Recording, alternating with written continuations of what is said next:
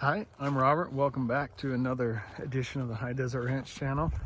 It's the middle of May and things are looking nice and pretty out here in the high desert of the Intermountain West. Still some snow up in the mountains. They're pushing 11,000 feet and it's we had a little bit of snowfall and I'm just walking the fence line here at a piece of property. It's a spring pasture, and I turned some calves loose that are from last year and turned them loose yesterday. It's some pretty crazy weather and pretty busy, and there's one thing that gets in the way of making a ranch video. It's ranching itself. So here in the fading light of the high desert, I just wanted to walk the fence line, at least part of it. There's couple miles of fence line here. I haven't actually figured that out, but just making sure that that the cows aren't gonna get into mischief, and the neighbors pasture as well, because good fences make for good neighbors. And especially, we had a mild winter, and but we've had some pretty good high winds. So, and some of this fence line is so old. In fact, I've often wondered in some of these sections who the last one was to touch the fence. And I think sometimes I feel that connection with some of my family members. And on this piece of property, there's some really old rocks. In fact, look at that. You can see where the water's kind of worn it out, pulled and collected, but you see moss. So this, obviously, these rocks got pushed out of the way of right here. I'd love to get this filled, replanted, do some barley or whatnot, but got to get all that figured out. So yeah, all these rocks are pushed out of the way probably at this point 50, 60 years ago, and now they're just kind of pulling up like that. Anyways, it's a good old Dodge truck. Water's flowing pretty good too. It's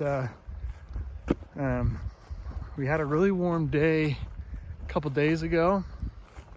It's pushing 80, and right now it's right around 50 degrees. Yesterday at about sunset, it was already down in the 30s. So here we are in a little bit newer section of fences done a few years ago. Things are really quite chilly, actually. So yeah, it's a beautiful day. I love this time of year, the springtime here in the high desert of central Utah at over 6,000 feet. So the nights get cold even if the days are warm. And I just wanted to quick bring you over here so you can see that some of the properties have pressurized irrigation. This particular property still has a ditch irrigation system, and you can probably already hear the water. It's starting to roar pretty good. But back to that really hot day, we got high water about 12 hours later, and it was really coming down.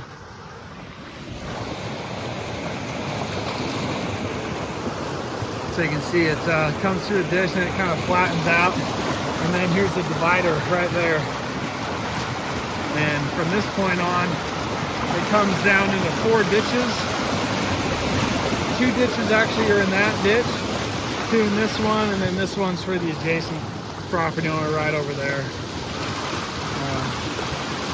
Yeah, but that ditch continues on our property, and then actually down to the 40-acre property where the hog pens and the breed cows are at currently. They're finishing calving up. I got 2 more calves today. So I've got 7 more I'm waiting on. A little bit later in the season, finishing calving than I'd like. I had one that calved super early, first week of February. And if it were a typical winter, that would have been bad news. I probably would have actually lost the calf. So anyways, that calf is already looking really nice and big and healthy. So yeah, I'm just walking the fence line. This is This fence is looking pretty good here too. It's a newer fence. The section I just showed you, and then this section of fence. This is some of the newer stuff. It's a weird little 1 acre piece that's landlocked by a neighbor.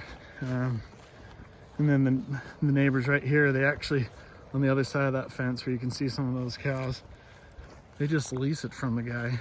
But back in the day, growing up and even before my time, there was quite the angst that would happen because this neighbor, he would come and he had to have hundreds of sheep. So this is a 1 acre parcel, little triangle piece, and there'd be hundreds of sheep that he would. Ooh, there's some deer right there. Nice. There's always a bunch of them kind of hanging out. But anyways, he would allow hundreds of sheep to just be pushed to the property and feed off his 1 acre. But realistically, he would end up feeding off a whole bunch of this piece of ground here too. So definitely him and my grandfather would butt heads, obviously. Finally I get to see some of my cows.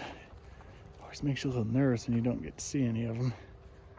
And you finally come up upon them. They can hide pretty good here in the sagebrush. This is some really old sagebrush on this piece of ground. We're talking really old. It's just hasn't been plowed under, to my knowledge. And so some of it's almost as high as me.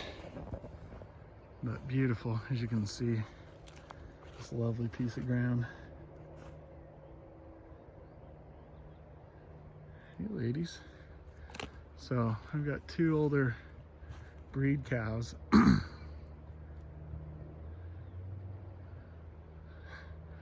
And they're kind of here just to help calm the younger calves that I can't see yet. I'm curious where they went off to.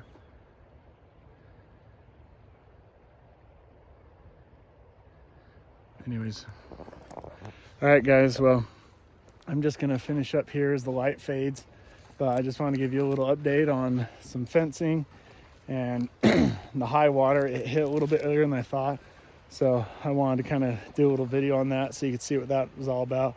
But I was scrambling to get a few things in place before that happened. So now that I've got everything kind of more prepared, ready to go for high water when we do get high water again, and I'll explain what that is for those that aren't familiar with that. I know I've got quite a few viewers that aren't from even here in the out west and from all over the country, so that will be there's part of that concrete ditch. That'll be something that I'll go over and I'll explain a little bit more in detail, just what that term means and what that means also for the ranch. So anyways guys, thanks for coming along, and I hope that I was your ticket to help escape the ordinary and find out just what it's like to live the high life here in the high desert of the Intermountain West, only on the High Desert Ranch channel.